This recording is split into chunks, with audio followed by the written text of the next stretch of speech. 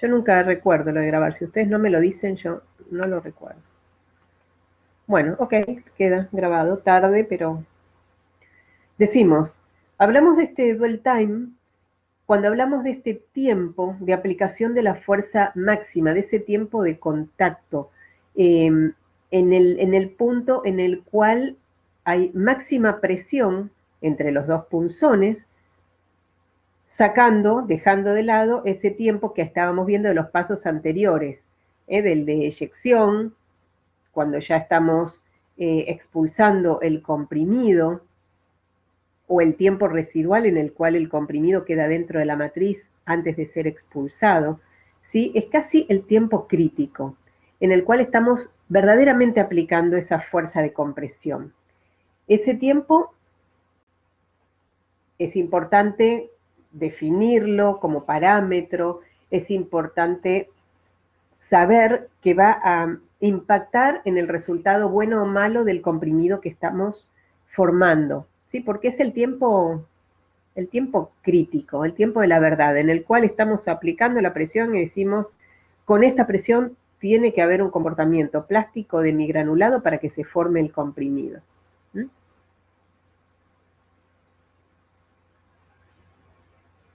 Bueno, acá un poco de conclusión, pero es lo que estamos hablando, ¿sí? Eh, no hay nada nuevo, lo tienen acá, pero no hay nada nuevo. Tenemos nuestro granulado, mencionamos, vamos a ver cómo formulamos un granulado un poquito más adelante cuando terminemos con los procesos. Vamos a empezar a hacer nuestros ejercicios de formulación. ¿Qué ingredientes le pongo? ¿Qué elijo para hacer esta fórmula de este comprimido? Y dentro de esos ingredientes que vamos a necesitar, que también ustedes lo han visto en Tecnia, por eso en este paso no me detengo demasiado a decirles, pero vamos a, ¿cuál es el ingrediente que no me puede faltar en mi comprimido? El que sí o sí le tengo que colocar.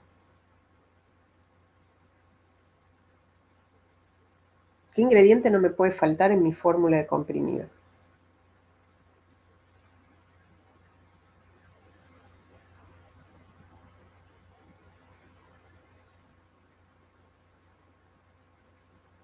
Piensen, ¿se les ocurre cuál es el ingrediente clave de mi comprimido?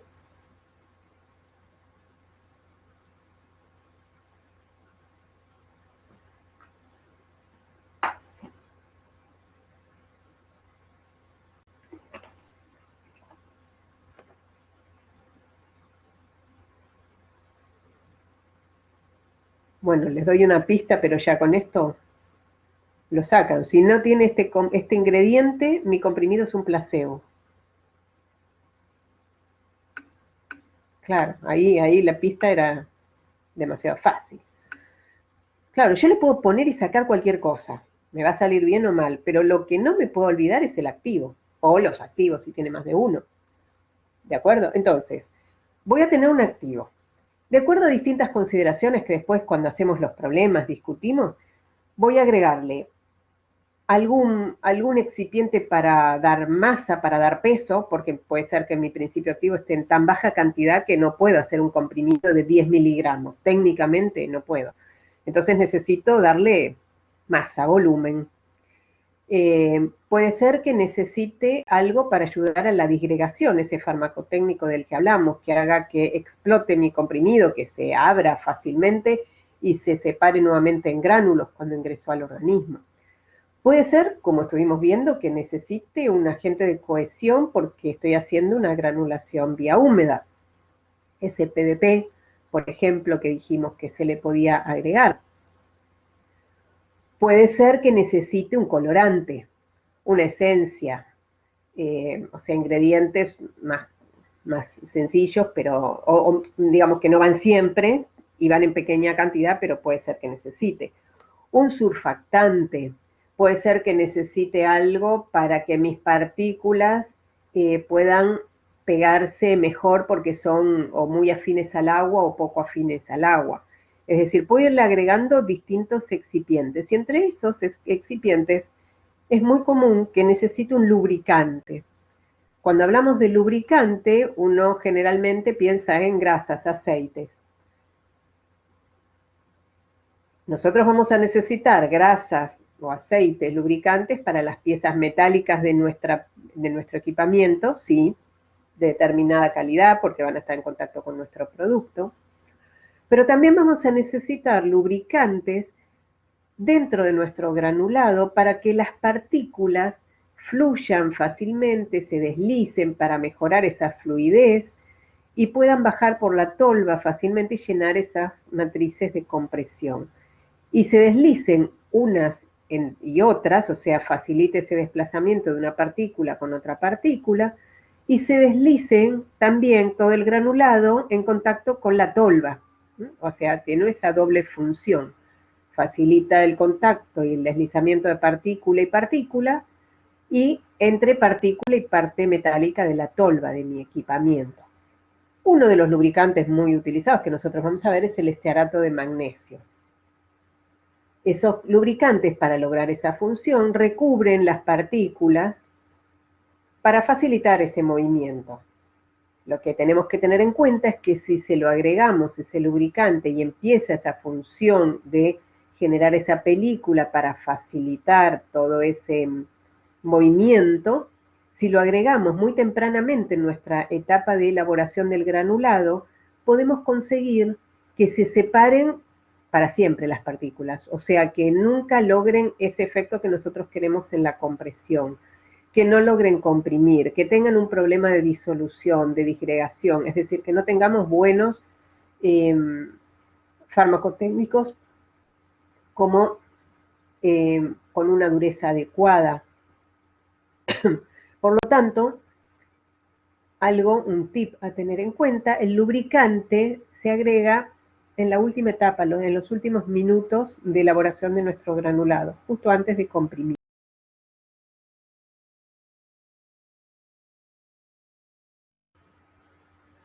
Esto para tener en cuenta, ¿sí?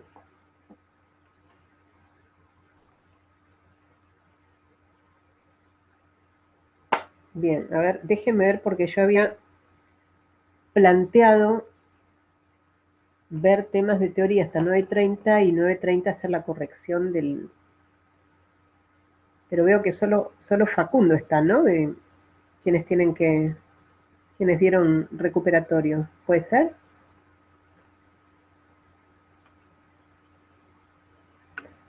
Daniel y Emiliano no dieron el recuperatorio.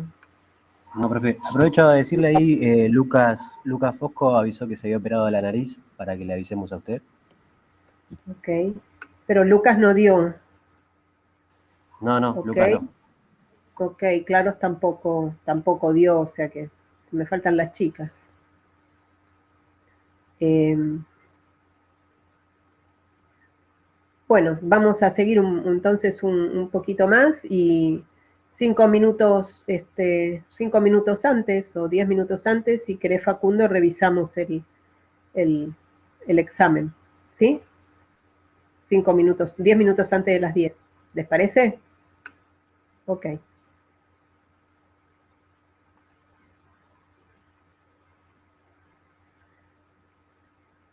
Bien, estamos viendo entonces que al hacer nuestro...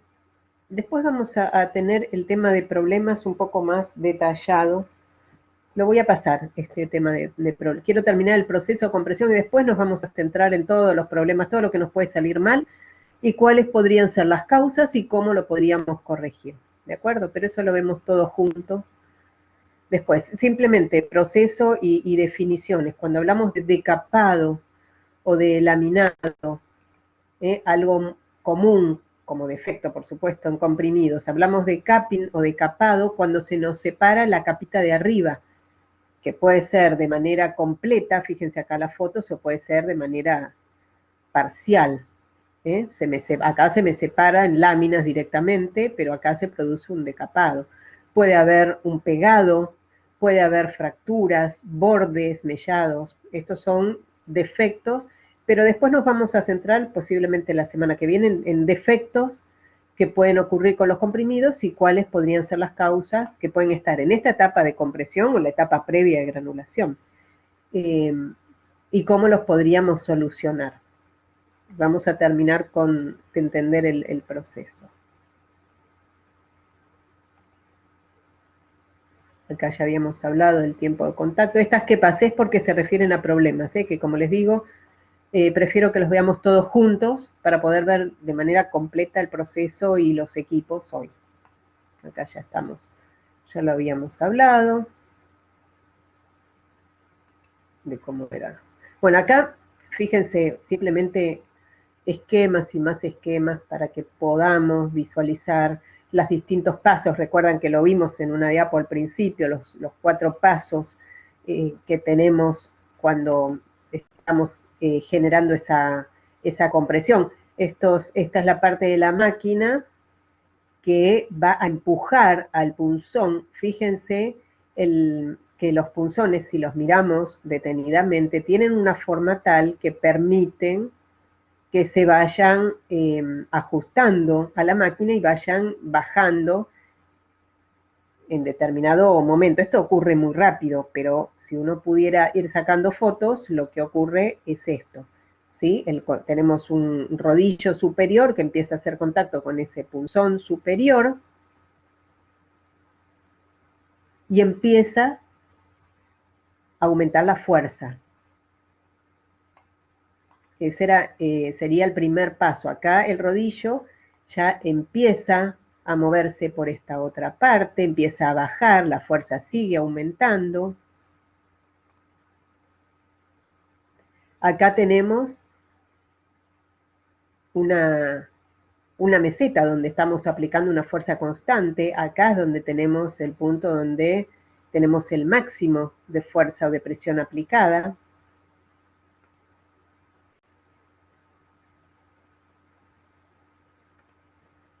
Y después empieza a moverse ese rodillo como para que el punzón se empiece a levantar y empieza a bajar la presión. ¿De acuerdo? Acá algunas fotos de equipos, pero creo que se va a apreciar más si lo vemos en los videos, pero para que nos demos una idea del tipo de comprimidoras que se utilizan, las distintas marcas que existen, las más comunes, Fete, Manesti, características generales. Si ustedes tienen en la mente la idea de una comprimidora monopunzón, una comprimidora sencilla, hoy en día las comprimidoras son todas manejadas por PLC o computadoras, donde vamos a colocar esos parámetros que nosotros definimos como críticos, donde vamos a poder monitorear datos de ese equipamiento, donde a veces tenemos dentro de la misma comprimidora alguna parte que va haciendo automáticamente el peso del comprimido y me va dando los datos. Hay más sofisticadas y menos sofisticadas. Cerradas, con algunos espacios que permiten minimizar la contaminación al ambiente. Acá volvemos a pensar en lo que estuvimos viendo antes cuando armábamos nuestro laboratorio. ¿Qué clasificación de área necesitaríamos para hacer nuestro comprimido? ¿Cuál se les ocurre a ustedes? Aunque sea vayan por el absurdo, ¿cuál no necesitamos para hacer nuestros comprimidos?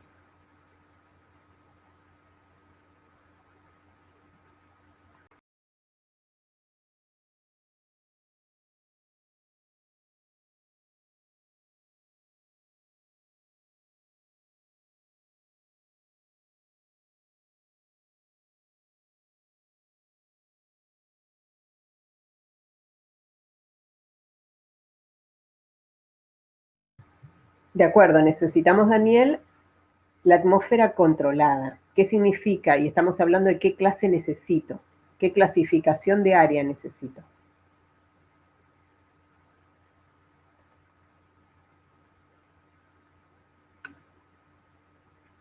C, puede ser una clase C o una clase D. Sí, una clase C sería adecuado. ¿Cuál no necesito? ¿Y por qué? ¿Qué clasificación de área no es adecuada para ser sólidos y por qué? Bien, perfecto. No necesito ni A ni B porque no son productos estériles y aparte ¿Qué pasa con las áreas A y B? ¿Cómo consigo clases A y B?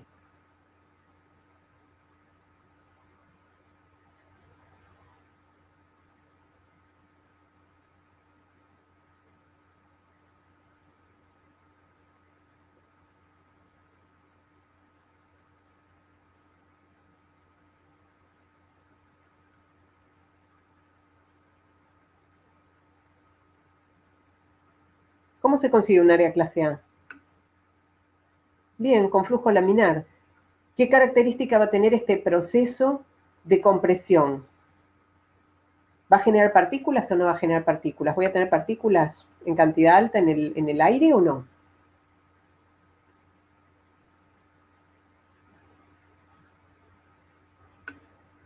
Sí, vamos a tener un montón de polvo dando vueltas. Por lo tanto, no va a ser conveniente tener una, o sea, una clase A o B que me cuesta tanto trabajo y tanta plata conseguir con flujos laminares, con recuentos de partículas bajas, no lo voy a conseguir si estoy generando permanentemente polvos. ¿Mm?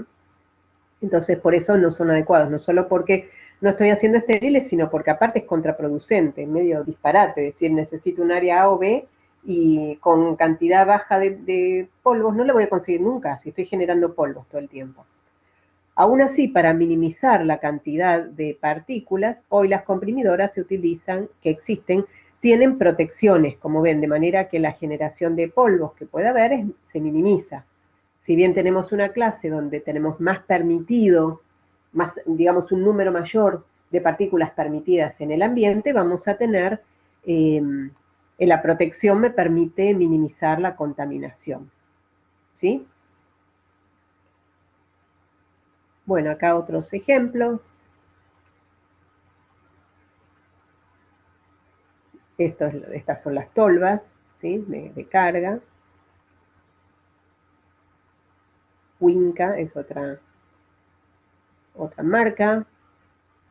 Como se generan muchos polvos, en general vamos a tener parte del equipamiento destinado a minimizar, a llevarse ese polvo. Se utilizan desempolvadores, se llevan, aspiran ese polvo para que los comprimidos no queden cubiertos de polvo, lo que podría generar, por un lado, contaminación cruzada con otras áreas donde nosotros tenemos otros productos. Y por otro lado, si el comprimido va a ser sometido a una cobertura final en una paila, ese exceso de polvo en la superficie va a complicar ese proceso de cobertura, no va a permitir que esa cobertura se adhiera correctamente. Por eso es importante el desempolvador. Bueno, acá algunas características. Ejemplos de lo que son los punzones, las matrices. Cuando yo necesito definir un producto, voy a necesitar definir los punzones y las matrices, todo un juego. La matriz va a tener una forma que coincide con la del punzón. El punzón tiene que entrar en esta matriz. No puedo poner un punzón redondo que entre en una matriz oblonga, porque no va a entrar. Son como piezas de un rompecabezas, de un encastre. Tienen que ser, ¿de qué material van a ser?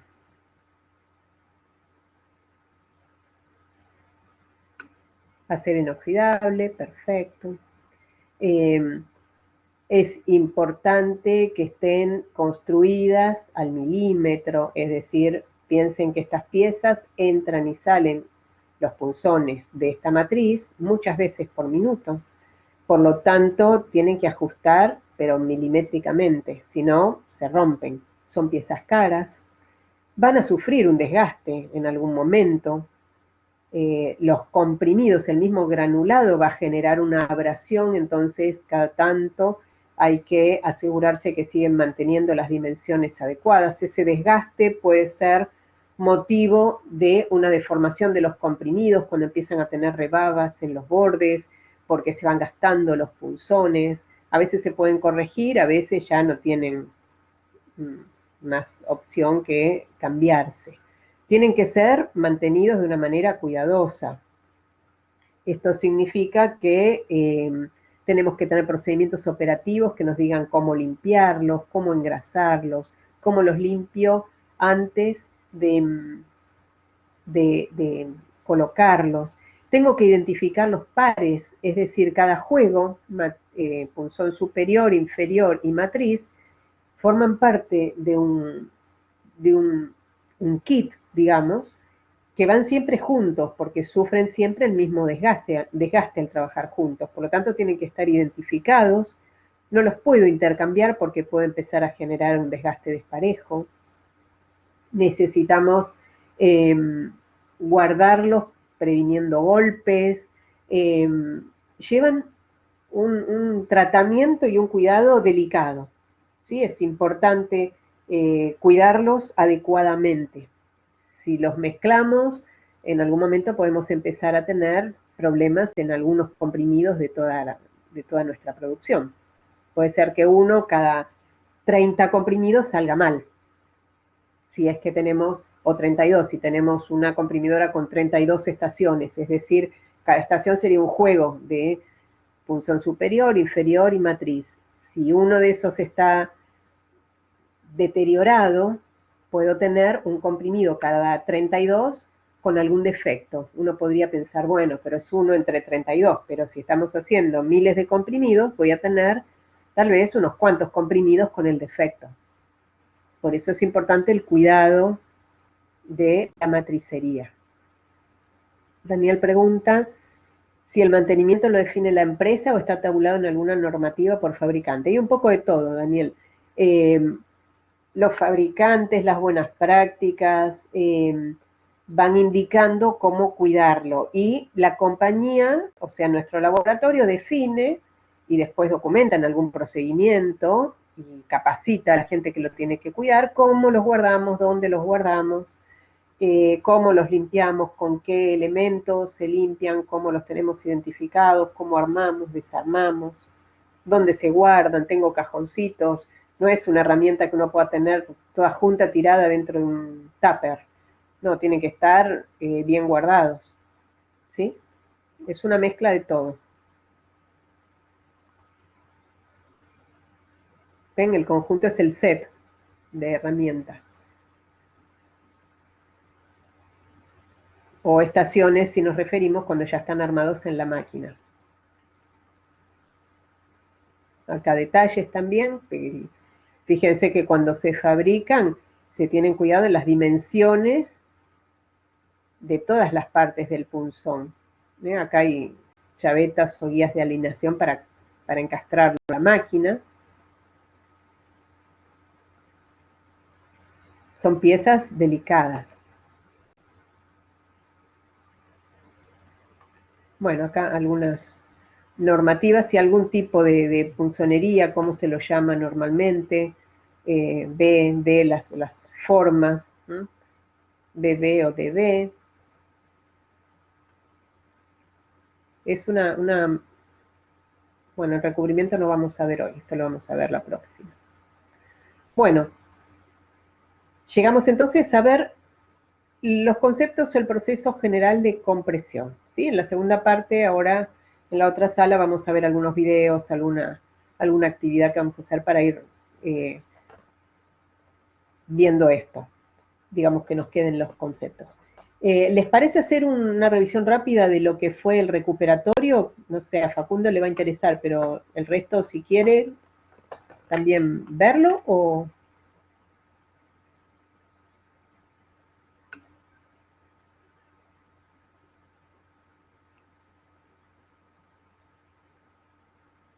¿Quieren verlo rápidamente? Yo lo voy a... El resto, si no quiere, no quiere, pero... Y está libre de conectarse directamente en la otra sala. Déjenme buscarlo.